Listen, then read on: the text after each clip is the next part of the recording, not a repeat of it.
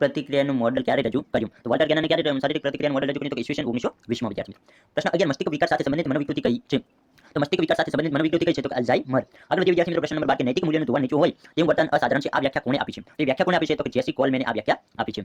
આગળ વધીએ પ્રશ્ન 13 અસરકારક સલાહના લક્ષણો નીચેનામાંથી કોણે દર્શાવ્યા છે? તો કે અસરકારક સલાહના લક્ષણો કોણે દર્શાવ્યા? તો કે પેટરસને. પ્રશ્ન 14 મનોવિશ્લેષણાત્મક અભિગમ સાથે કોનું નામ જોડાયેલું છે? તો મનોવિશ્લેષણાત્મક અભિગમ સાથે કોનું? તો કે ફ્રોઇડનું નામ જોડાયેલું છે. આપણે વિદ્યાર્થી મિત્રો મોસ્ટ ઇમ્પોર્ટન્ટ પ્રશ્ન છે. હવાના પ્રદૂષણને લીધે કઈ બીમારીનું પ્રમાણ વધુ જોવા મળે છે? વિદ્યાર્થી મિત્રો જવાબ ફટાફટ કમેન્ટ બોક્સમાં લખી દેજો. શ્વસન તંત્રના રોગો જોવા મળે છે. આગળ વધીએ ઓઝોનનું પડ પાતળું થવાને કારણે કયા રોગોનું પ્રમાણ વધી રહ્યું છે? તો કે ઓઝોનનું જે પડ છે તે પાતળું થાય તો તેનાથી શું થાય છે? કયા રોગો વધી રહ્યા છે? તો કે ચામડીનું જે કેન્સર છે.